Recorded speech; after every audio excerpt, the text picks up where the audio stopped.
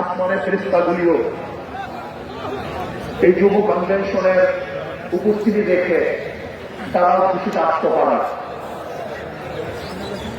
যুবক যদি জাগ্রত হয় তাহলে সেই জাতি জাগ্রত হয়, যুবক যদি জাগ্রত হয় দেশ জাগ্রত হয়, যুবক যদি ভালো হয় সেই সমাজটা ভালো হয়ে যায়, যুবক যদি ভালো হয় তাহলে দেশটা ভালো হয়ে যায়। মনে রাখতে হবে ইসলামী যুব আন্দোলন রুহানিয়াতের সমন্বিত প্রয়াস, রুহানিয়াত ও জেহাদের সমন্বিত প্রয়াস। এই স্লোগান মনে রাখতে হবে। রুহানিয়াতকে বাদ দেওয়া যাবে না, রুহানিয়াতকে ধারণ করতে হবে। ইন্না সালাতি ওয়া নুসুকি ওয়া মাহইয়া ওয়া মামাতি লিল্লাহি রাব্বিল আলামিন।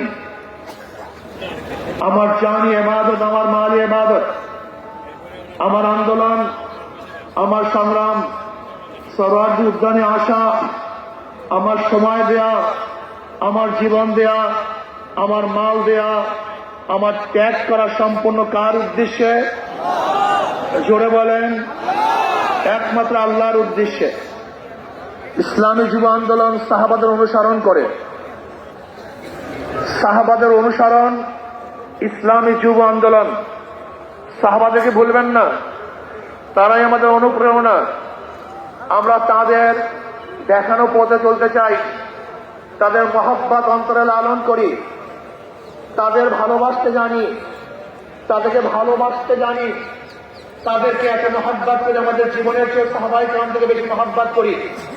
শুধু কি তাই, যারা সাহাবাদেরকে ঘৃণা করে, সমালোচনা করে, ওদেরকে আমরা মহব্বত করতে পারি না, ওদেরকে আমরা ভালোবাসতে পারি না।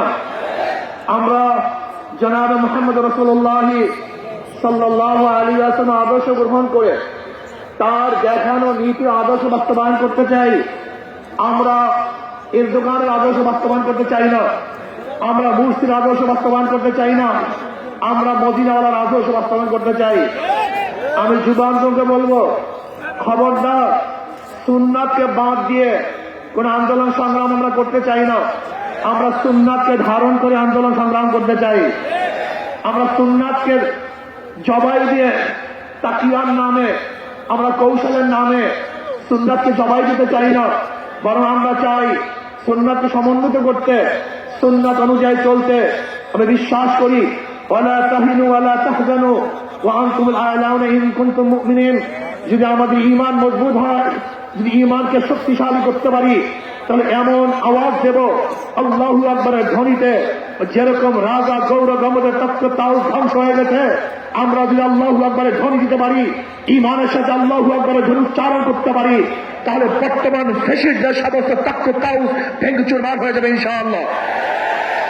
এই জন্য যুব আন্দোলনকে বলবো, খবরদার জিকির ও ফিকির, জবানে জিকির থাকতে হবে, ব্রেনের মধ্যে ফিকির থাকতে হবে, কলমের মধ্যে শুকুর থাকতে হবে, অঙ্গ প্রত্যঙ্গে সবর থাকতে হবে।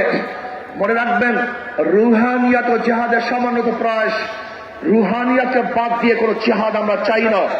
রুহানিয়াতকে বাদ দিয়ে জিহাদ করবেন, এটা জিহাদ হবে না, সন্ত্রাস হবে। কি হবে? সন্ত্রাস হবে। যেই জিহাদের সাথে রুহানিয়াত নাই, ওই জিহাদ জিহাদ না, বরং সন্ত্রাসবাদ হবে। ইসলামী ছাত্র আন্দোলন, ইসলামী যুব আন্দোলন, ইসলামী আন্দোলন বাংলাদেশ, তারা কি চায়? আল্লাহর জমিনে আল্লাহর হুকুমাতের মাধ্যমে কল্যাণ রাষ্ট্র চায়। ইসলাম হুকুমাত বাদ দিয়ে আমরা কল্যাণ রাষ্ট্র চাই না, আমরা ইসলাম হুকুমাতের মাধ্যমে কল্যাণ রাষ্ট্র প্রতিষ্ঠিত করতে চাই। আমরা বিশ্বাস করি ইসলাম হুকুমাত ব্যতীত সেকুলারিজম, সোশ্যালিজম, ক্যাপিটালিজম, কমিউনিজম, ডেমোক্রেসির কোন আদর্শ মানুষকে শান্তি দিতে পারে না, মুক্তি দিতে পারে না। একমাত্র মানুষের মুক্তির গ্রান্টি হল ইসলাম হুকুমত। এই ইসলাম হুকুমত কায়েম করতে হবে। আপনারা জানেন, আজকে অন্তর্বর্তী সরকার কিছু সংস্কার করতেছে, তার মধ্যে রাষ্ট্র সংস্কার। অবশ্যই রাষ্ট্র সংস্কার করতে হবে। কেন? আপনারা জানেন, ফ্যাসিস্ট সরকার, রাষ্ট্রের এমন কোন বিভাগ নেই যে বিভাগকে ধ্বংস করে নেই, সমস্ত বিভাগকে ধ্বংস করে ফেলেছে। কাজী ধ্বংস স্তূপের উপরে সুন্দর একটা নির্বাচন উপহার দেওয়া সম্ভব নয়। আগে সংস্কার হবে, তারপরে নির্বাচন হবে। রাষ্ট্র সংস্কারের মধ্যে আমি বিচার বিভাগের স্বাধীনতা চাই, বিচার বিভাগের পূর্ণ স্বাধীনতা চাই। আজকে আমরা কি দেখেছি, সরকার পরিবর্তন হওয়ার সাথে সাথে সমস্ত আসামিরা খালাস হয়ে গেছেন, আবার সরকার পরিবর্তনের সাথে সাথে অনেক আসামি জেলে ধুকে ধুকে বসছেন।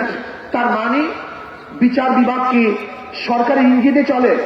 একটা ভালো রাষ্ট্রের, উন্নত রাষ্ট্রের সবচেয়ে বড় মানদণ্ড হলো